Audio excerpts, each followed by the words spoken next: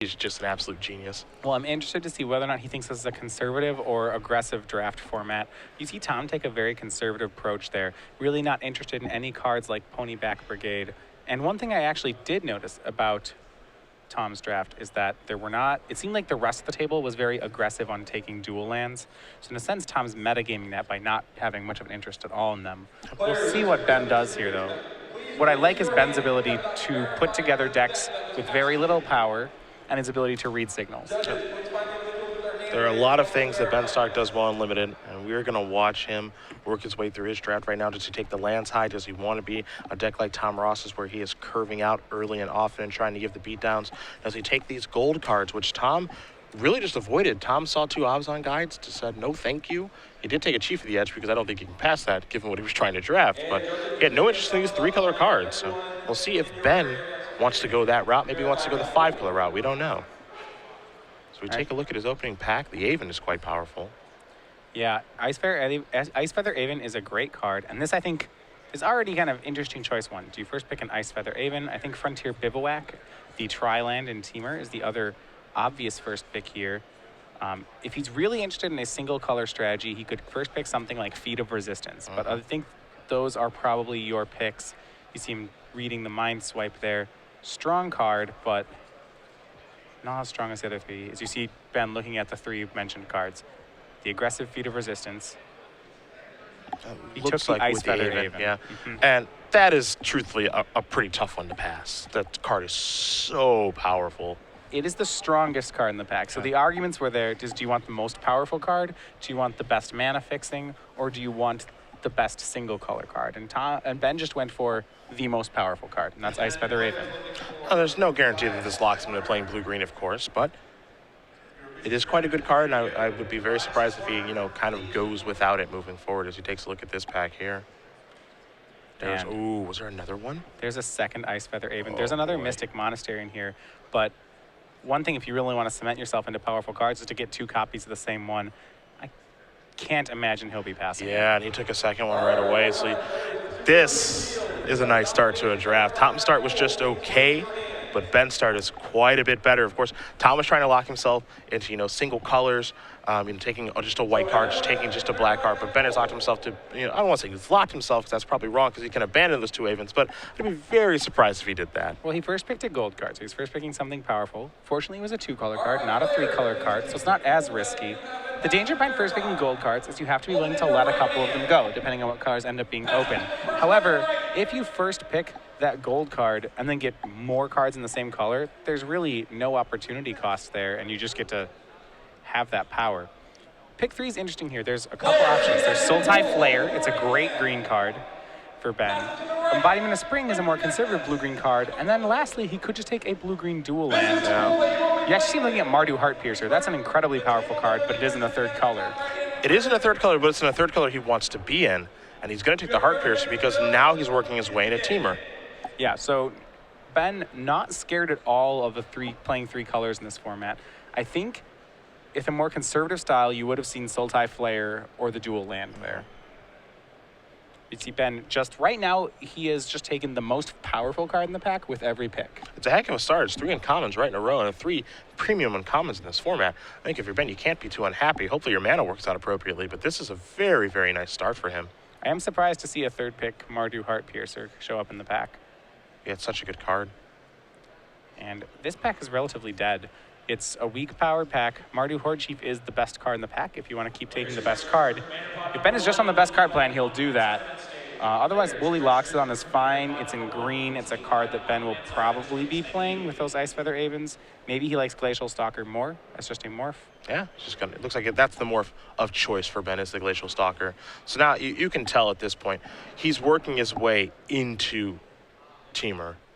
Yeah, well, he wants to be base blue or base green because of the 2 Ice Feather Avens.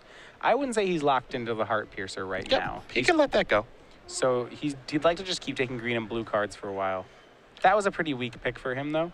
And this pack's not much better.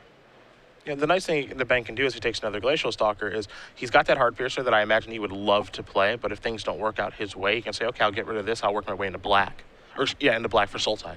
Yeah, you can say these are weak picks. However, Ben, with that second Glacial Stalker, he maybe was taking the most powerful card in the pack. These packs numbers 4 and 5 just haven't been particularly powerful. So while you say, hey, these aren't good cards, well, no one's really getting a good card out of that pack. It still stands to reason that Ben's 5 cards drafted are among the most powerful cards of anyone sitting at the table. Yeah. It's a very, very nice start for the Hall of Famer. Let's see what he can pick up for pick number 6 here. Nothing too great here. I know a lot of players have talked about how they absolutely loved the Archer's Parapet and Sealed. Looks like Ben is reaching towards a Blossoming Sands, maybe a little bit of mana fixing here for him. He will take the green-white dual land. That will allow him to gain a life. I really like this pick here. This is where I would want to be taking the lands. Yes, you could have an Archer's Parapet. Yes, it's a fine card, but rather than just locking yourself into that, why not waste a pick here for opportunity? The worst thing is we don't play the Blossoming Sands because we have no white cards, but this does give Ben the option, if it comes around, to take something really powerful. And there's another Blossoming Sands. There's also another Parapet. But however, there's also a Teamer Charm. And Ben wants to take a look at, I think, all 3 modes on that just to make sure he knows exactly what it does. You know, it's not the best charm in the world, but it's good enough. Teamer Charm is certainly the most powerful card in the pack. Ben goes back to taking that whenever possible. Now, one thing to note is there's another Mardu Horde Chief in here, and you saw Ben kind of pause and look at that card. That does seem to indicate, because of the strength of that card, and I think we were at pick 7, just what color is being underdrafted right now. And because he did have a Blossoming Sands, there was a chance, if he wanted to just read the color signals of the draft, he could have taken the Mardu Horde Chief there, and it would have been reasonable. I think Ben is aware that red isn't open and that he's drafting something that's not there, but he thinks the power level is high enough that doesn't really matter. Yeah, I think at this point Ben is basically moving in now. He very quickly, took that that green-blue dual land. Wasted no time taking that. Looked at the rest of the pack, of course, just to make sure what's in there and what he's passing. But Thornwood Falls gets added to his deck very fast. Well, he knows he wants to be a 2-color deck. He now has 2 reasons to be Teamer. He's going to need some amount of mana fixing to play a consistent 3-color deck. But like I said before, his deck is almost certainly one of the most powerful at the table. The question is whether or not he can make it consistent as well. Dragon Scale Boon is what he's looking at now. Fantastic trick and sealed, probably pretty good in draft too, and that's exactly what he'll take. Dragon Scale Boon's a good trick, and it's very good with a pair of Ice Feather Avens. Oh yeah. So that's a pretty natural pick for his deck. There was a Teamer banner, but I don't think he's so hard-pressed on mana fixing that he needs to take that just yet. We can't forget too, turn your Morph into a 4/4 to turn on Ferocious. Pretty good place to be. Willie Loxon's going to table. Ben's going to take that right away. And unlike Tom's draft, where his first pack was just okay, I think Ben's first pack has been great. No interest in a Weave Fate style card. Ben is somewhat aggressive here. You see he has mostly 2-drops and 3-drops along with combat tricks. Ben's deck certainly has an identity early. It's pretty consistent. You'd have to give him a grade of an A, I think, on pack 1. This would be an A for me, personally. I would be absolutely thrilled if this is my first pack. Embodiment of Spring is what Ben's going to take here. That'll let him search up for his red mana or any other potential splashes that he will have. You know, Embodiment of Spring is just kind of a role player in these decks. Nothing too crazy going on there, but the fixing, I think, is pretty important. Yeah, at pick number 11, Embodiment of Spring was a steal there, I think. And again, there's no guarantee that he even needs to play that card depending on how things do line up, but it's certainly nice if things don't line up appropriately as far as mana is concerned. It is his first piece of red mana fixing in an otherwise just straight blue-green deck.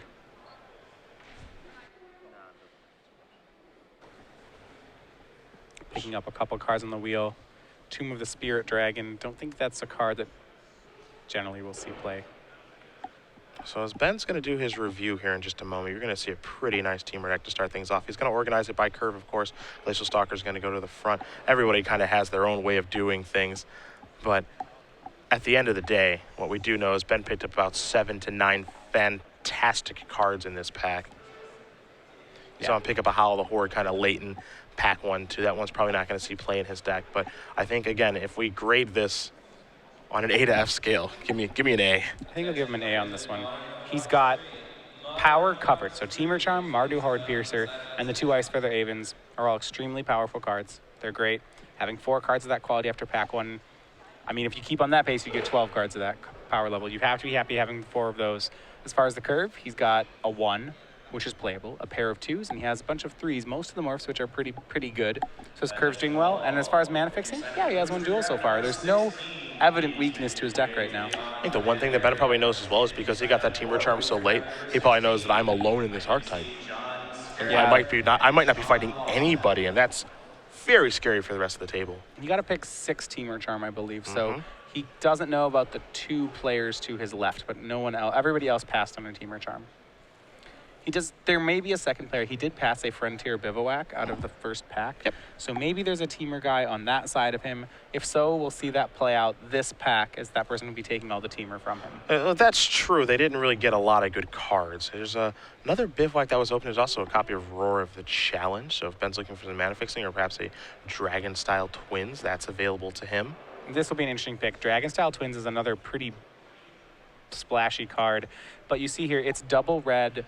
Red is the splash color, and he doesn't feel like he needs another high power level card. We talked about the 3 things, curve, strength, and mana and consistency. Ben viewed his biggest weakness here as consistency, and he took the Bivouac over the Dragon-style Twins. And the mana fixing is looking pretty good now. He'll lay out the pack. The Twins is, being passed, but that's a card that Ben knows he has to worry about moving forward. And I think Roar of the Challenge, that's a card that was passed by him, wasn't given a lot of thought, but it wouldn't surprise me if that card were to wheel. And that's a pretty good card in a Teamer deck. Yeah, the Roar of the Challenge is pretty interesting. Right now, Ben doesn't actually have very much ferocity in his deck. His strength is on these Ice Feather Avens and some morphs, so I don't know how much I like Roar of the Challenge if you can't get the indestructible mode on it. But once you do, you're absolutely right. The card is very powerful. Ben, take a look at things here. Interesting choice. He's got an Opulent Palace if he wants to take another Tri-land. Otherwise, he has some 2-drops. Jeskai Windscout and Jeskai Elder. Both options here if you just want something a quality card to fill the curve with. Remember, he's base blue-green, so all of his quote-unquote curve filler cards, he would like to be blue and green and not have them be red. Giving the Elder a pretty decent look. Card I know that you like a lot. There's the Palace as well. That'll be a blue-green duel. Could splash black, of course, for something. That's exactly what he's going to take. I like that pick there because it does give you a blue-green dual land for his blue-green deck. It's base blue-green, small splash of red. If things don't line up appropriately, maybe a really good black card gets past him. He can work his way into that. Consistency was one of the things he needed to approach. He would have taken a blue-green duel there. This just has some upside. I like the pick. Jeskai Elder didn't look to be that good in his deck, nor did the Wind Scout. Snowhorn Rider, one of the cards that he's looking at right now. Right, he can't take Wind Scout, but he likes Snowhorn Rider a lot more. Yeah, and I think it's tough, right? I think that Snowhorn Rider, as far as that common cycle of 6 mana, wedge creatures with the morph of 5 mana, that's my favorite one. I like Obzon Guide, of course, and the Ifrit Weapon Master, but this is my favorite one. I think they're all good. I think you're right. Snowhorn Rider is a great card. Each of them, I think, has their own strength and weakness. Obzon Guide's weak at combat. Snowhorn Rider has little utility, but he hits really hard. Ponyback Riders can get blanked, but creates a ton of creatures. I think they're all just good. Yeah, they're all solid cards, and Ben has to be pretty happy to have that card in his deck. So I'm going to take here. There's an Alpine Grizzly. You see Ben's taking a look at Stubborn Denial. Alpine Grizzly is a real interesting card. At 4/2 for 3, its stats are acceptable if unexciting, but it does enable Ferocity. See another Jeskai Elder here. There's also an Arrow Storm and a Skuldkin as well, so there are a lot of options here for Ben. My guess is that Ben will stay away from the double red cards. Even though he spent a lot of his picks on mana fixing, he's not particularly interested in double red. Consistency is key. And he went with the Skuldkin here, and that's a card that I think on the surface doesn't look particularly enticing. It's a 2/2 for 4 with flying, but flying has actually been very relevant when I've played out games of Limited in this set. And this guy may be a bit of a sleeper, and I think Ben knows it. Crippling Chill, Master of the Hidden Way. A couple of options here for Stark. Yep, Sagu Archers as well. It'll be interesting what he likes here. So Crippling Chill is a good spell. He doesn't have too... Right now he's a little heavy on morphs. That said, Mystic of the Hidden Way is pretty decent. He's going to let that go, though. He's going to select the Crippling Chill. Solid trick to have. Good cantrip, all that stuff. Yeah, I actually like that. So Mystic of the Hidden Way is a card that I've seen from a lot of the top players in Limited. I've said they think is heard say that they think it's overrated, mainly because it's a lot of mana for very little stat change, right? A 2/2 that unmorphs into a 3/2 is pretty unexciting as far as combat tricks go. A lot of times when you unmorph your guy, you want to win that combat, and he's not going to do that for you. Another copy of Scaldkin here for Ben. Skullkin, he's going to take that. He had an option to take another black mana fixing land. He doesn't have any black cards yet, so that'd be very speculative. I think he would have done that if he did not believe he would play the second Scaldkin. I think we would have seen him speculate on a land. Second Scaldkin pick here to me says that Ben is fine having multiples of this card in his deck. This pack not as good as the first one for Ben in terms of card quality, but I think he's just kind of filling out his deck at this point with consistent cards that he's not unhappy to have. You know, 2 copies of Scaldkin, a Frontier Bivouac, all of that stuff. I think you're pretty happy if you're Ben. There's a Thornwood, the blue-green dual land, the Third Wild. So, you know, this is probably a pretty good place to be here for Ben. I don't think he'd be too unhappy with how things are going. I would go so far as to say this pack is another A for Ben. You see him pick up a second Snowhorn Rider there. So he's picking up a lot of good morphs. His power level is continuing to improve. Snowhorn Rider is great on power. And the biggest weakness of his deck going into this pack was consistency. And I think Ben recognized this and aggressively used his picks to fix his mana. And like I said during pack 1, I don't see a defined weakness for his deck. Looks like that was a Sultai Charm. He's looking at Embodiment of Spring here as well. Yeah, he may be, it's interesting. His deck is good enough here that if he wanted to, he could spend a pick on this Sultai Charm. I don't know if he's even going to play the second Embodiment of Spring, and maybe if he gets a lot of late mana fixing, he can play the Sultai Charm. Then again, he may not need the additional power level. That's what we saw here. And if he just thinks his deck is good enough in straight teamer, why not just make your mana great and take the second Embodiment? And that's exactly what he did do. You saw Roar of Challenge going to wheel here. Now there's a Mardu Horde Chief. That wheels again, so it looks like no one is trying to draft that sort of black-white warrior deck. Yeah, Mardu Horde Chiefs have been going very late this pack. So he took the Barrage. Make sure he can get through. Well, normally you'd say, hey, if this Mardu Horde Chief deck is open, the first thing I would think is I should kill the Mardu Horde Chief. But if you go a step farther, you should say, wait, I should let it go through and take this card that's very good against the Mardu War Chief deck. So now he can let people have late Mardu War Chiefs because he has great sideboard cards for that matchup. Ben will select an Awaken the Bear, so he does have a combat trick now. He also has that Dragon Scale boon as well. So just kind of filling things out here. Again, I feel as though pack 1 was great. We gave that an A. For pack 2, I give it a solid B. I'm going to upgrade it to an A. Yeah? Giving him, he is passing this class with flying grades right now for me. Well, you are a teacher after all. Would you put a sticker on his test? I do. If they get a perfect score, I put stickers. I still do that with college students actually really like that. I would like, who doesn't like a sticker? If you put stickers on stuff, yeah, you know. I don't really care for the stamp approach. I've never been a big fan of the stamp. It's got to be glittery. Yeah, I like the sticker. One of those like well done smiley face ones. There's a Naturalize. He'll pick that up. Naturalize have a lot of impact in this format. We've seen formats where sideboarding and Naturalize is great. It doesn't feel on the surface as though Naturalize is great in this format. Certainly a sideboard card. See him take Gurmag Swiftwing, or as I like to say, Bat Chroma. Yeah, Bat Chroma is what development did call that. So Ben will take his last card, I believe, a copy of Bitter Revelation, and he is going to take a look at his deck through 2 packs. He's got to be happy as he's going to lay out the curve. Is a good deck. This is a good deck. And it all goes back to that 6th pick, right? Where he got the Teamer Charm. I think at that point he was just like, okay, I'm alone in this. And I was already off to a really, really nice start with the back-to-back Ice Feather Ravens, but now I know that I'm alone and I can move in. And if he wasn't sure before, when he got those Snowhorn Riders in pack 2, he knows now. Teamer it's all me.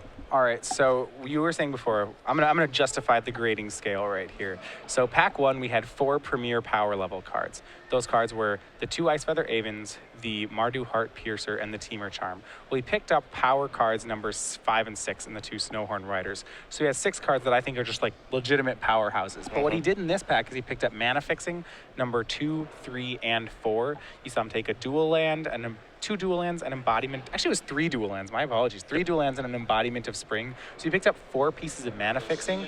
So now he has 5 mana fixers, or it might even be 6 with double embodiment. He has 6 power cards. That's 12 cards in his deck that I'm just thrilled to have. And then you talk about his curve filler. Well, that's Dragon Scale Boons and Scaldkins and a couple morphs. That's great. I still don't see a really big weakness right now of the deck. He even got a Barrage of Boulders for the sideboard for what he might anticipate to be his bad matchup. He's in a great spot. He's got the table ready. He knows he's alone. And right now what he's just doing is upgrading. And I think you might see him draft this pack very aggressively, because if you were having to build his deck right now, I think he would have about a 17 or 18 card deck. So he needs 5 cards that he has to play.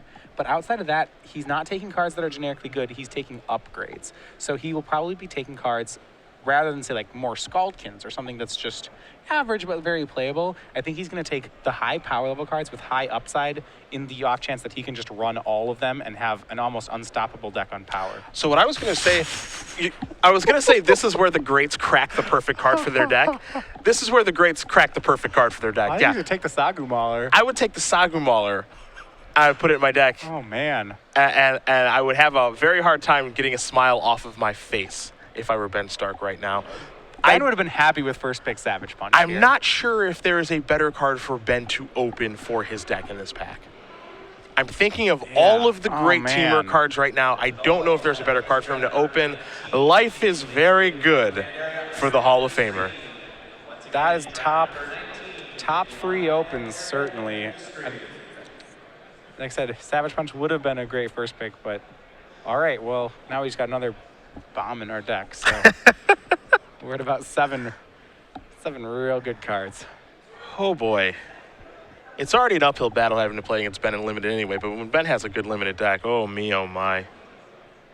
This guy's really hard to answer. He's got, I was gonna say, if you haven't played against him yet, Hexproof's a beating. You are being modest again. There's a Savage Punch, a Heart Piercer, a Pine, oh, boy. And interesting to see if he wants to take Savage Punch or second Heart Piercer. Just how aggressive does he want to be here? I mean, he's bringing Pine Walker forward, and I like that card a lot. It's real good. I missed that one on the first go-through. Man, he's going to take the Heart Piercer. I think that's probably the best card as far as power level is concerned. In the abstract, I do think it's the best card. And this is some aggression on Ben's side. Because he only... So, why I would like this card. I said he only needed 5 cards out of this pack, and I'm not counting lands. I mean just spells. Well, Sagu Mauler, okay, there's number 1. Mardu Heart Piercer is number 2. You'd say, hey, he is more powerful, but I don't know if he's as consistently good as Pine Walker because of Ben's mana situation. Because Ben now only needs 3 cards in his deck, he can spend the rest of his picks here aggressively taking lands to make this Heart Piercer a very consistent card. So if he can, to play this card on curve, he's going to have to improve the consistency of his deck, or would like to, but he has the picks to burn to do that. Alpine Grizzly among the bunch. Nothing too exciting in this pack, I think. Yeah, I don't think he wants a 3rd embodiment of Spring. He might take it. It is mana fixing, but a relatively weak pack for Ben. Looks like he's bringing forward the Grizzly. At least it's all the way to the back of the pack. Looks like that's the one he's most interested in. And that's a card I've actually liked a lot in this format. Yes, it does trade with Morphs, unfortunately, but it does give a deck like Teamer Ferocious right away. And it makes Savage Punch a great card. Yeah, I actually was really surprised playing against it, just how good it was against my Obzon guy deck on top of that. This guy can be a good attacker. I actually really like him as a blocker, though. He can trade up very nicely. 3 mana 4/2 with a story to tell, but quite good.